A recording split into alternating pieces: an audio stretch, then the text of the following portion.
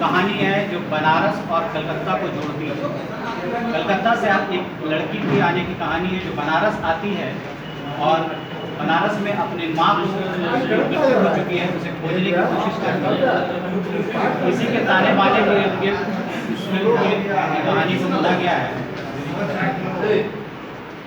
अभी तक ऐसे सस्पेंस थ्रिलर फिल्म भोजपुरी में बहुत कम देखने को मिलते हैं, तो हमने ये पहला प्रयास किया है कि एक सस्पेंस थ्रिलर फिल्म दी जाए जो कि भोजपुरी को एक नई दिशा दी जाए, और उसी का प्रयास हम कर रहे हैं। हमारी पूरी टीम यहाँ पर उपस्थित है, पूरी टेक्निकल टीम, जिसमें हमारे कैमरामैन DOP साहब शिवा चौधरी जी हैं, साथ में हमारे एग्जीक्यूटिव प्रोड्यूसर सुभाष जी हैं, हमारे म्यूज़िक डायरेक्टर रितेश पांडे जी, और हमारे फिल्म के सिंगर अखिलेश जी, और कुछ लीड आर्टिस्ट हमारे साथ आज प्रेजेंट हैं।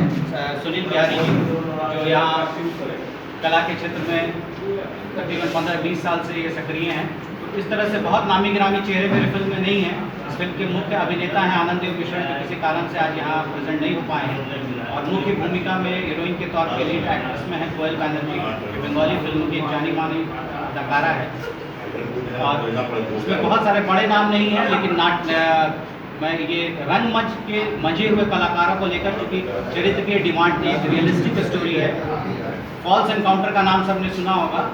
फॉल्स एनकाउंटर पर बेस्ड एक कहानी है जो उत्तर प्रदेश की पृष्ठभूमि से जुड़ी हुई है, और एक तरह से कह सकते हैं मेरा जो टैग लाइन है, it's a true story on a false encounter. False encounter पर आधारित एक सच्ची घटना पर यह कहानी है, जिसमें मुझे कलाकार ऐसे चाहिए थे जिनके नामचीन चेहरे ना हो, ताकि पब्लिक जो उसको रिलेट कर सके, और उसी को मद्देनजर रखते हुए मैंने रंगमंच के मजे हुए कलाकारों को लिया है, जिसमें हमारे साथ सुमन जी भी जुड़े हुए हैं। कलकत्ता से भी हमारे 3-4 कलाकार हैं जो रंगमंच के से जुड़े हुए हैं।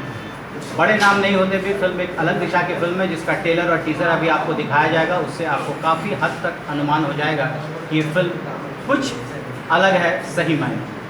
धन्यवाद।